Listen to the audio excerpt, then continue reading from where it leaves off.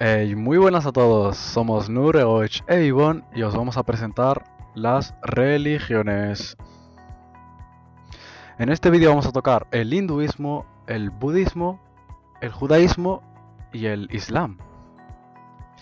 Bueno, espero que disfruten del vídeo, siéntense y disfruten. En primer lugar os explicaremos el hinduismo, que lo explicará mi compañero Egoich, que no es tan alto en la vida real, ¿eh? Vamos a cambiar. Sí, así está mucho mejor. Sonríe, Goch. Vamos allá. A continuación vamos a tratar el hinduismo. Esta es la religión más antigua. El hinduismo es un conjunto de creencias, metafísicas, costumbres, cultos y rituales de diferentes pueblos establecidos en la cuenca del río Ganges. No tiene ni fundador ni dogma. La palabra hindú proviene del río Sindhu, que era la frontera natural del antiguo subcontinente indio conocido como Indostán. El hinduismo es descrito con frecuencia como una religión politeísta, debido a la enorme serie de dioses y deidades. Sin embargo, hay muchos que definen el hinduismo como monoteísta debido a la creencia en el dios supremo, Brahman. Brahman es una palabra en sánscrito que se refiere a un poder trascendental, más allá del universo, traducida a menudo como Dios. Esta religión viene predominante del subcontinente indio, principalmente en países como India y Nepal. Tiene más de 1.000 millones de seguidores por todo el mundo, aunque la mayoría de ellos se encuentran en la India, concretamente 755 millones, 135.000. Nepal y Bangladesh son los siguientes países que tienen más seguidores en esta religión. La historia de esta religión comenzó hace 4.000 años, en un periodo védico. La región ocupada por India y Pakistán estaba poblada por tribus seminómadas dedicadas a la cría de ganado. Su sabiduría religiosa estaba volcada en antiguos libros sagrados llamados Vedas. Estos son recopilaciones de himnos y ritos de diferentes épocas. 1000 años después, estas tribus que vivían en los valles de los ríos Ganges e Indo sufrieron una invasión, por lo que tanto las creencias, costumbres, cultos y rituales que tenían fueron desarrollándose y cambiando. En relación al culto, o también llamado puja, puede realizarse en un templo o en una casa. Cuando tiene lugar en la casa, cada familia se reúne ante el altar familiar, que suele estar decorado con imágenes y estatuas de las deidades. Los miembros de la familia encienden una vela y rezan juntos todos los días ante el altar. Cada uno elige sus propios dioses dependiendo de la educación y de las preferencias personales. En cambio, en los templos, la mayoría están dedicados a un dios o diosa. En la parte más profunda del templo suele haber un altar o santuario con la estatua de una deidad. Esta imagen se le llama Murti. Durante el culto, los hindúes caminan en torno al santuario en el sentido de las agujas de reloj. Se cree que a través del contacto visual con el Murti, la persona se comunica con el dios y puede hacer repeticiones o recibir revelaciones espirituales.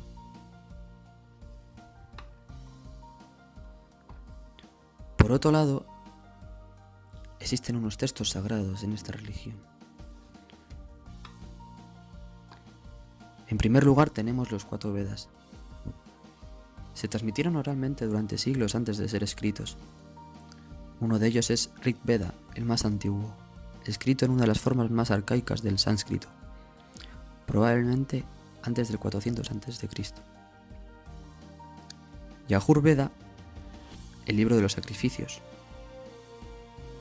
Sama Veda contiene himnos. Atar Veda es el libro de los rituales. Por otro lado tenemos los Upanishad, meditaciones místico-filosóficas escritas hacia el 600 a.C.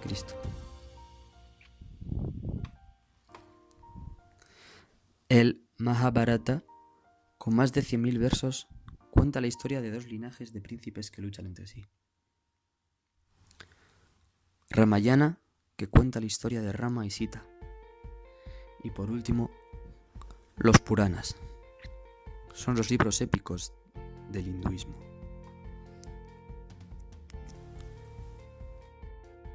La siguiente religión que vamos a tratar va a ser el budismo, que la presentará nuestro compañero Ivón, que llega justo a tiempo. Así me gusta, Ivón.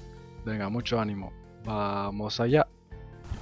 Ahora vamos a explicar lo que es el budismo. Para entender el budismo tenemos que ubicarnos en la India, más concretamente en Nepal, en el año 560 a.C.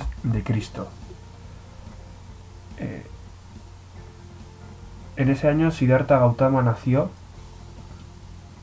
y a pesar de que era príncipe, su padre era gobernador, Gautama vio el lado oscuro de la vida. Vio 4 casos que le cambiaron la vida para siempre.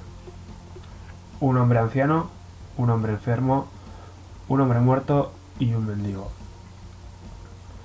Al ver este sufrimiento decidió dejar la vida lujosa y se embarcó en un viaje para intentar dar una respuesta a este problema.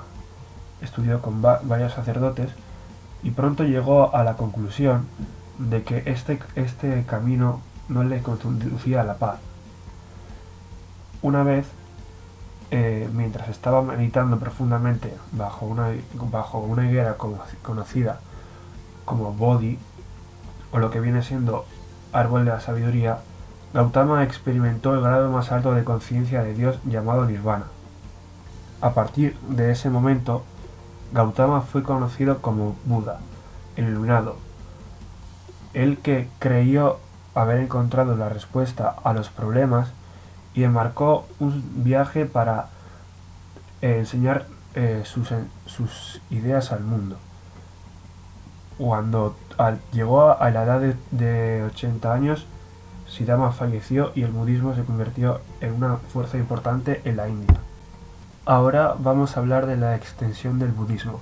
El budismo comenzó en la India, después pasó a ciudades como Birmania, Tailandia, Indonesia, Laos, Vietnam y Camboya.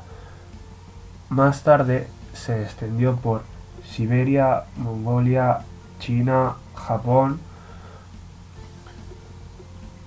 y después se extendió el resto del mundo por sitios de Europa como Alemania o Gran Bretaña y Estados Unidos y Canadá. Actualmente se estima que 400 millones de personas son budistas. Son 3 los textos sagrados que existen sobre el budismo. El primero de ellos es el Vinaya, que explica las reglas de la vida monástica. Después está el Sutra, que son los sermones de Buda. Y por último se encuentra el Abhidharma, estudio de algunos de los puntos de la doctrina. Las escuelas budistas se reagrupan en 3 corrientes, que divergen en su comprensión de Buda, su filosofía y disciplina. La primera es el Theravada, es la doctrina de los antiguos practicada en Sri Lanka. Después está el Mahayana, o gran vínculo, y por último el Vajrayana, o vehículo del diamante caracterizado por la tradición tibetana. Preceptos de conducta. La moral búdica se basa en 10 prescripciones. Las 5 primeras son para el pueblo y las otras 5 para los monjes. Dentro de las 5 para los pueblos está el respeto a la vida, el respeto a la prioridad, el rechazo de la sexualidad desordenada, el respeto de la verdad y abstinencia de alcohol. En lo que se refiere a la actitud con otras religiones, la enseñanza búdica, que se extendió por Asia, tiene una gran adaptación a otras religiones y otras culturas, y coexiste con tolerancia y sin restricciones. Dentro del budismo, en lo que se refiere a la alimentación, los budistas se abstienen de bebidas de carnes y de bebidas embriagantes, por lo que todos ellos son vegetarianos. Dentro del budismo existen 4 templos sagrados principales, El primero de ellos es el Lumbini, que se cree que es donde el hindú Siddhartha Gautama nació hace más de 2500 años.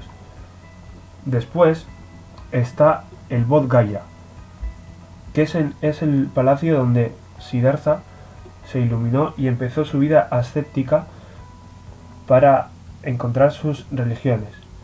Y es donde se sentó bajo el árbol Bodhi y encontró el Nirvana.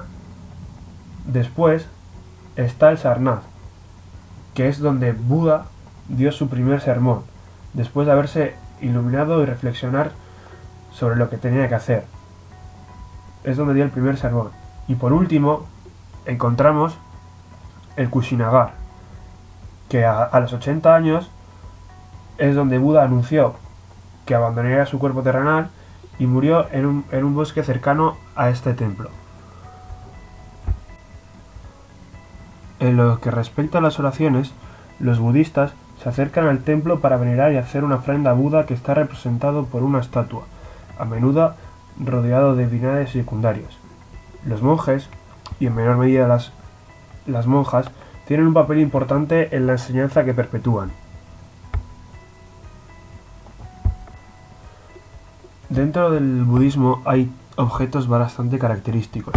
El más significativo de ellos es el rosario, que está considerado un símbolo de dioses. Además, hace tangible el discurrir de los rezos, sea de oraciones, mantra o sutra, y ayudan a concentrarse y a dirigir toda la atención a la meditación. El rosario se forma por simples cuerdas con nudos regulares hechos de forma que se encontrasen a una distancia constante, permitiendo un desplazamiento fluido. Luego se hicieron con distintos materiales, pero siempre tienen 108 cuentas. Cada número tiene un valor, un significado distinto. El 1 es el Brahma, la conciencia suprema y la verdad última. El 0 en el centro representa el cosmos, la creación personificada de la figura de Shiva. Y el 8 indica la fuerza creadora de la naturaleza, vista en sus manifestaciones más significativas como los 5 elementos: el agua, la tierra, el aire, el fuego y el éter. Otro de los objetos es el Yi, que está realizado por un fragmento de ágata que suele ser de forma cilíndrica o alargada, a veces en media luna. Lo que se distingue de un simple trozo de piedra es el color, más aún las vetas y los dibujos que pueden leer sobre la superficie. En general suele ser blanco y marrón. Cada dich es único y a cada uno se le atribuye un valor distinto y un significado especial. Está considerado como piedra portadora de energía positiva. Después encontramos la campana tibetana. El sonido siempre ha tenido un valor simbólico y significativo como pocos elementos de otra índole. Este concepto está presente en muchas tradiciones religiosas, donde el sonido está considerado como medio para comunicar la divinidad.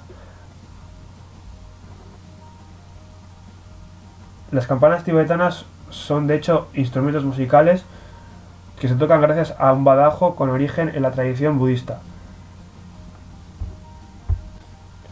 En lo que se refiere a ritos, el más importante es la meditación, también conocido como sadhana. Es una práctica budista por excelencia. El significado de este término es cultivo de la mente. Por eso es una actividad que supone determinada disposición para que prácticamente se sitúe en la realidad y así aumentar la comprensión y sabiduría que son necesarias para acabar con el dukkha. Hay muchas técnicas de meditación, pero todos se basan en dos componentes llamados samatha, calma mental, tranquilidad, y vipassana, conocimiento directo e intuición.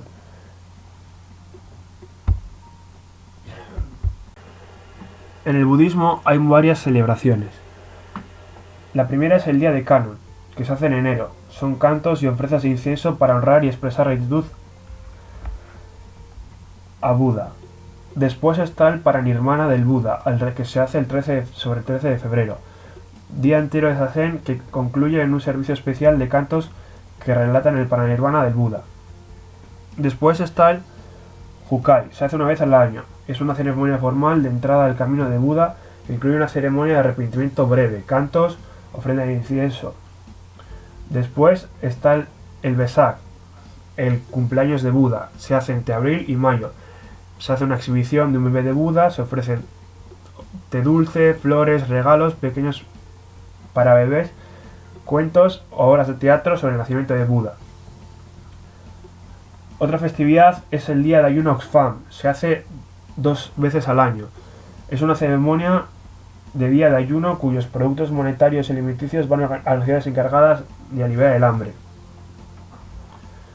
Después encontramos la iluminación de Buda. Se hace el 8 de diciembre. Es un sesshin de 5 u 8 días que comienza con una ceremonia y se lee la historia de la iluminación de Buda, se hacen cantos, se leen sutras. Purificación de las casas. Se hace entre finales de diciembre y el año nuevo. Los miembros budistas limpian sus casas para prepararse para el nuevo año. Hacen una ceremonia de cantos, de circunvalación de la casa, ofrendas a los altares. Todos los miembros de la familia pueden participar en ellos. Después está la ceremonia del año nuevo. Se hace el 31 de diciembre. Es una ceremonia dirigida simplemente al arrepentimiento. Se leen en voz alta, se hacen ofrendas de incienso en los altares de las casas. Y por último encontramos la ceremonia de auxilio y ceremonia de alivio de hambre. Se hace cada 3 meses y se hacen cantos, postraciones, circunvalación con ofrenda de incienso, y en caso de una ceremonia de alivio del hambre se hacen ofrendas de comida seca o enlatada y dinero. Tras esta grandísima charla sobre el budismo, nuestro compañero Egoich os va a explicar el judaísmo. Mucha suerte, Egoich. Vamos allá. Dentro vídeo. La siguiente religión que vamos a tratar va a ser la del judaísmo. Esta fue la primera en creer en un único Dios.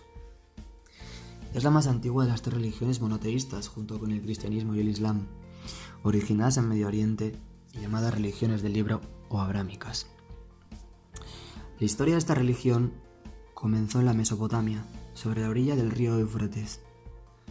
Era la región de los primeros grandes imperios en la historia, como el acadies y babilónico, en la que hoy día se encuentran los territorios de Irak y Siria. Se considera que hay 14 millones de judíos actualmente, pero en la práctica existen diferentes formas de judaísmo, tales como judaísmo ortodoxo, conservador, progresista, reconstruccionista y reformista. Cabe destacar que en el judaísmo existe un libro sagrado, llamado la Torá. Este fue dictado por Dios a Moisés. Los expertos en interpretar la Torá son los rabinos. El rabino es la autoridad espiritual dentro del templo judío, llamado sinagoga, cuya misión principal es ayudar a los fieles a seguir la doctrina. Además de la Torá, los judíos también se rigen por el Talmud, que es una compilación de discusiones rabínicas, los cuales tuvieron lugar durante varios siglos desde el asentamiento en la Tierra Prometida. La Torá regula muchos ritos religiosos, vinculados con momentos significativos de la vida de los judíos. Para los varones judíos, el primer rito es el Brit Milá, es decir, la circuncisión, que garantiza la continuidad de la alianza entre Dios y el pueblo elegido. Por otro lado tenemos el Bar Mitzvah, que es el paso de la niñez a la adultez. El Jupa o casamiento también es otro rito importante en la vida de los judíos. El Sabet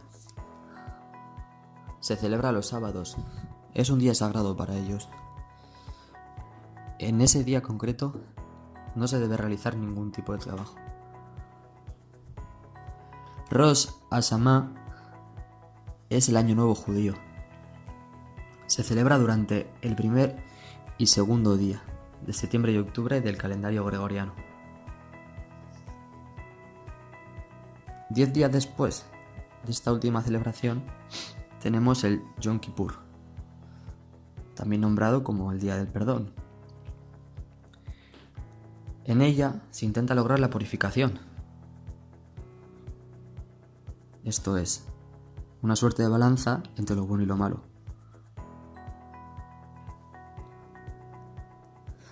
La fiesta más extensa del calendario judío es el Pesei,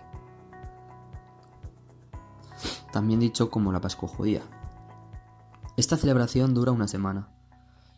En ella se conmemora la liberación de la esclavitud en Egipto, bajo el liderazgo de Moisés.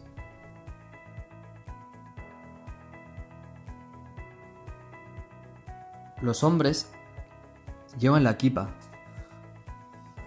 La kipa es un gorro ritual y con ello muestran respeto y una distancia entre los hombres y dioses. Se caracteriza el judaísmo por unos símbolos en concreto. Uno de ellos es la mémora, un candelabro de 7 brazos, el cual fue diseñado por Dios para ser colocado en el tabernáculo donde estuvieron guardados los rollos de la Torá. Y por otro tenemos el Magnet David. Este es un símbolo usado por distintos pueblos. En el siglo XI comenzó a utilizarse como sello oficial de comunidades e instituciones judías. Bueno, por fin me toca, ya era hora, ¿no? Yo os presentaré la última religión monoteísta cronológicamente hablando y es el Islam. Vamos allá. Vamos a empezar hablando del origen del Islam. En un lugar de la antigua península arábiga, concretamente en la Meca, se hablaba de la llegada de un profeta cuyo nombre iba a ser Muhammad. Al final del siglo VI, un matrimonio formado por Abdullah y Amina contuvieron al que sería el profeta y mensajero de Dios, entre paréntesis, Allah. El mensaje que vino a transmitir Muhammad es el del Islam. Hoy por hoy el calendario musulmán está en el año 1439. ¿Qué quiere decir esto? Esto se explica ya que el calendario musulmán tiene como referencia el inicio de la peregrinación de Muhammad desde la Meca hasta la Medina. A la edad de los 40 años, Muhammad, 40 años aproximadamente, que viene a ser entre los años 610 y 632 después de Cristo, recibió varias revelaciones de Dios con el objetivo de predicarlas a la humanidad. Dichas predicaciones comenzaron en la Meca, aunque posteriormente Muhammad se vio obligado a trasladarse a la Medina, en compañía de sus seguidores que por aquel entonces no eran muchos. Este viaje que realizó es conocido como Al-Hijra, la cual significa el traslado o la huida. Muhammad con el tiempo empezó a tener influencia y a conseguir más seguidores de la religión del Islam, por lo que creó una comunidad formada por sus más fieles seguidores, la cual llamó Ummah. La palabra Ummah es sinónimo de la palabra madre en árabe, algo así como la madre de las comunidades. Esta comunidad tenía como principios la igualdad, la fraternidad, la ayuda mutua y la solidaridad. Con el tiempo, el Islam fue expandiéndose por toda la península arábiga. Luego se fue expandiendo también por el norte de África, luego subió por la península ibérica, también parte de la Galia. Bueno, eso fue algo increíble. En la actualidad se estima que hay un 21% de musulmanes en el mundo, algo así como 1.600 millones según el centro de investigación Pew.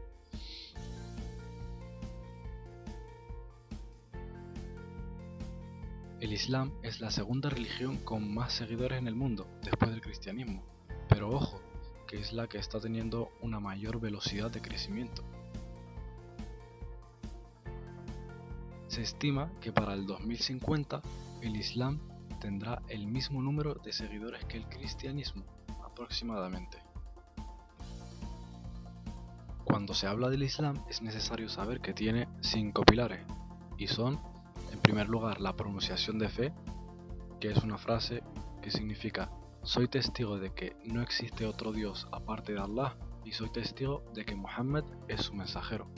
En segundo lugar está la oración, que se practica 5 veces al día. En tercer lugar, la caridad. En cuarto lugar, el ayuno en el mes de Ramadán. Y en quinto lugar, la peregrinación a la Meca al menos una vez en la vida.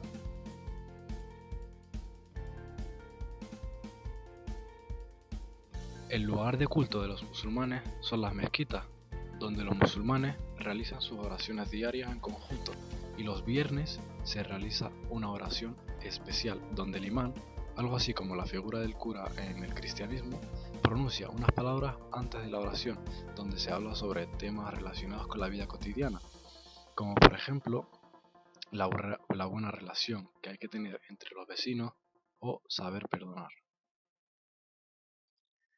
Después de las palabras pronunciadas por el imán, rezan todos juntos una oración que dura 3 minutos aproximadamente.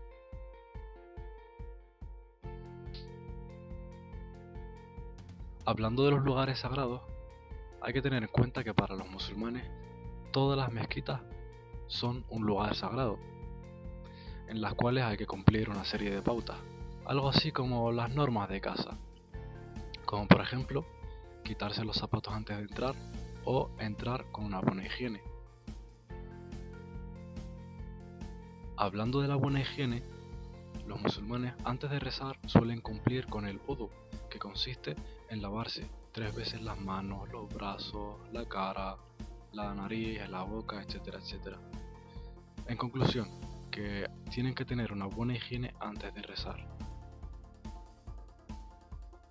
Otro lugar sagrado es Masjid al-Haram, que viene a significar la mezquita sagrada, que está situado en Arabia Saudí, concretamente en la ciudad de la Meca, y es el lugar donde los musulmanes tienen que peregrinar al menos una vez en la vida. En el centro de Masjid al-Haram está la Kaaba, de la cual hablaremos más adelante. Otro lugar sagrado para los musulmanes es Masjid al-Nabawi, que viene a significar en castellano la mezquita del profeta, y fue construida por el propio profeta Muhammad tras su traslado desde Mecca a la Medina. El tercer lugar más sagrado para la comunidad del Islam es Masjid al-Aqsa. Esta mezquita está situada en Jerusalén y en la tradición del Islam se establece que fue donde Muhammad ascendió al reino de los cielos. Otro lugar sagrado para los musulmanes es la Kaaba, de la que os hablé anteriormente, ¿se acuerdan? Pues cierto, la Kaaba está dentro de Masjid al-Haram y se encuentra en la Meca, en Arabia Saudí. La Kaaba es muy antigua, fue construida por el profeta Abraham y con el tiempo la han ido reformando. Los musulmanes siempre rezan mirando a la Kaaba. Esto quiere decir que un musulmán en África reza así, otro en América reza así y así sucesivamente. Dentro de la Kaaba se encuentra un trozo de un meteorito. Este meteorito es muy importante para los musulmanes, pero ojo, ni el meteorito ni la Kaaba son objetos de adoración. Los musulmanes no adoran ni a estatuas, ni imágenes, ni nada. Solo adoran a un único Dios, y es Allah. En el Islam no se permite la adoración de imágenes, por lo tanto se conoce poca existencia de imágenes que han hecho los musulmanes, pero eso sí, han dejado grandes figuras de la arquitectura, como por ejemplo Masjid al-Aqsa o por ejemplo la Alhambra, que está situada en Granada.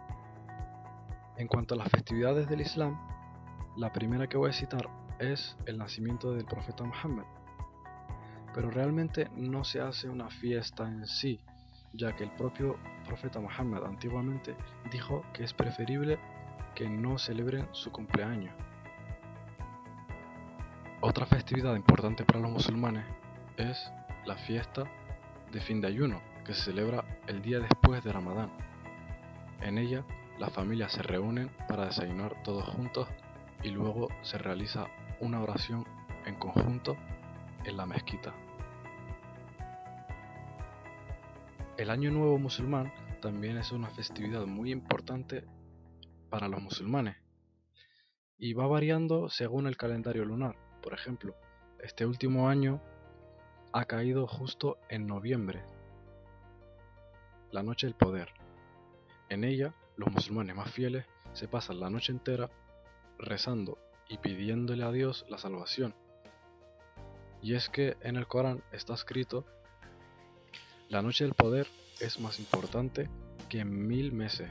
Por lo tanto, se cree que en esta noche se multiplican por 10 las acciones buenas y las oraciones que se dirigen a Dios.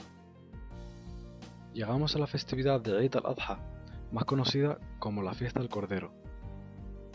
En ella, los musulmanes se reúnen con sus familiares y celebran un gran banquete. Esta festividad también es celebrada por los judíos y también es recogida en el antiguo pasaje bíblico donde se conmemora cuando Abraham iba a sacrificar a su hijo como un acto de obediencia hacia Dios, y Dios intervino sacrificando así un cordero en vez de el hijo de Abraham. Otra festividad muy importante para los musulmanes, tanto chiitas como sunitas, es Ashura, que la raíz de la palabra en árabe significa 10 o 10. En esta festividad se conmemora el arca de Noé, el nacimiento de Abraham y la construcción del Kaaba, que como dije anteriormente fue construida por el profeta Abraham. Y bueno, aquí finaliza nuestro vídeo, espero que lo hayáis disfrutado y recuerden, respeten todas las religiones. Un saludo, adiós.